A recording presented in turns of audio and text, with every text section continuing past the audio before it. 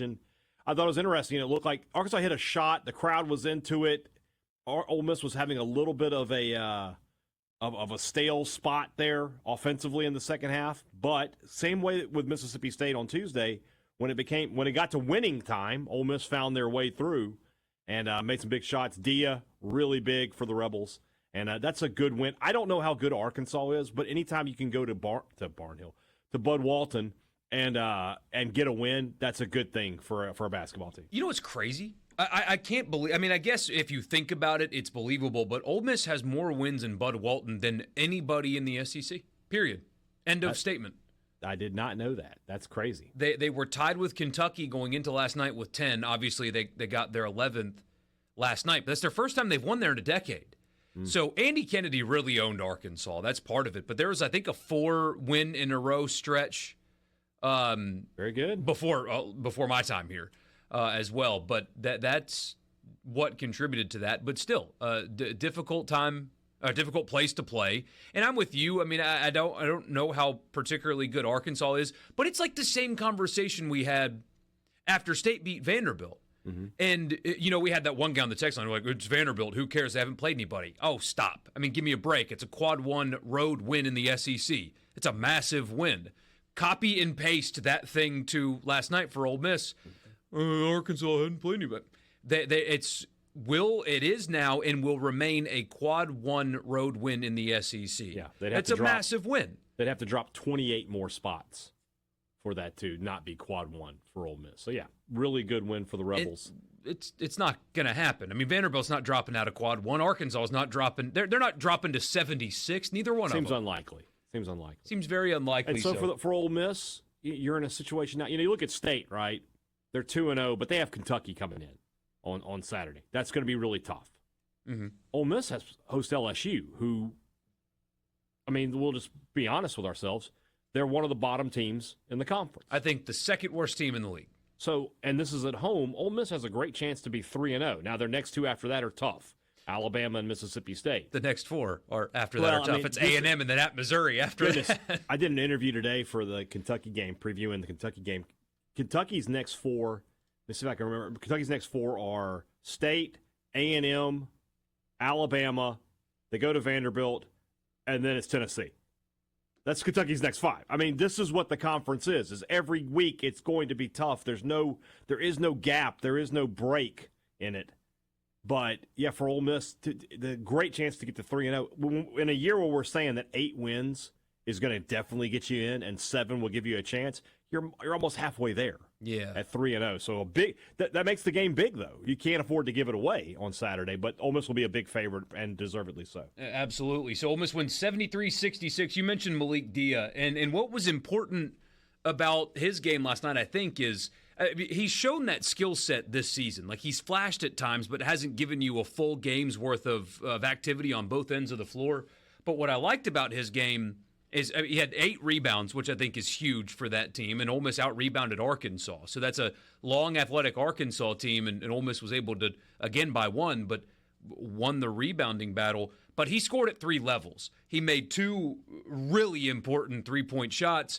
He scored from the mid-range and then right at the basket as well. He was a multi-level scorer, and that's so hard to defend. So when you've got a guy at his size, a big like that you have to step out and defend the 3, but he also showed you that he can put the ball on the floor and get to the basket or stop and make some mid-range shots on pick and pops. You've really got something there. That was the first game this season against a team like this that he's put a complete game together. He has flashed all season moments of brilliance.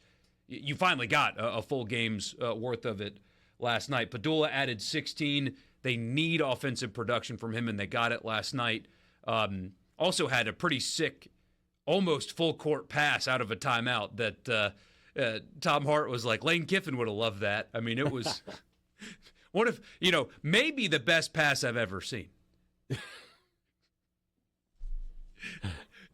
Some are saying. It was really good, though. Drake Davis added 10. Ole Miss, and another night where Murray and Brakefield and Morrell combined for 16 points. The 3 of them combined for 16 points, and they won a game. If you'd have told me yesterday that the 3 of them are combining for 16 points, I would have said, how bad did they lose by? Kind of the same thing we said on Tuesday or on Wednesday about if I told you Kugel and Hubbard combined for 9, how bad did State lose? Yeah. This is the story of these teams, is finding other guys to step up. That's the hallmark of a good team, is when your superstars aren't playing their absolute best, who else steps up to for you there? And Ole Miss had that happen. Interesting. I just noticed this, and I guess I should have. I knew it, but I didn't know it. Road teams 3-0 last night.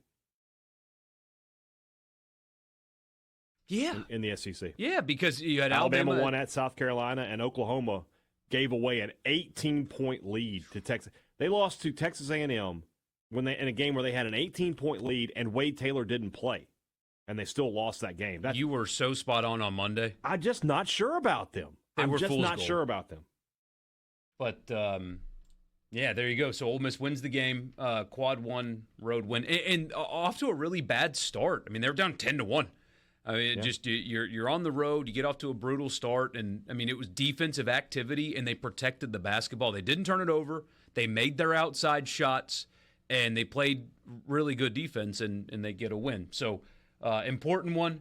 Haydad mentioned LSU coming up on Saturday. Unfortunately, the weather looks like it's going to deter a lot of people. I mean, and Starkville's going to get some winter weather. I guess the forecast is not as bad. It does not appear to be as bad. But still could be a deterrent. But you're talking about a situation where you've got – if it was 75 and sunny, you would have not an empty seat in either arena. And there's a real chance, especially in Oxford, if the weather doesn't improve, because I know the high is like 40 on Saturday. But, it's a 5 p.m. tip, and it's not like once it turns 33 degrees, all the ice and snow goes away. Yeah. It doesn't really work like that. Yeah. And you've got to think post-game, too, if there is a little bit of melt, it just refreezes, and it's going to scare a lot of people away from these games, I think, which is unfortunate because they would have been pretty incredible environments without that. Looking at Starkville's extended forecast, I'm just going to get up here about 8 in the morning and ride it out. Otherwise, if I wait till leave my house at like 2:30, it might be difficult. So I'll just be up here. Somebody wants to bring me some food, that'd be great. Be all right, though. Yeah. But then by the time, you look at it, it looks like the rain's going to stop around 3, right? Now, it'll be a little cloudy, but the temperature is just right at freezing. The next day, Saturday, it's supposed to be sunny and into the 40s.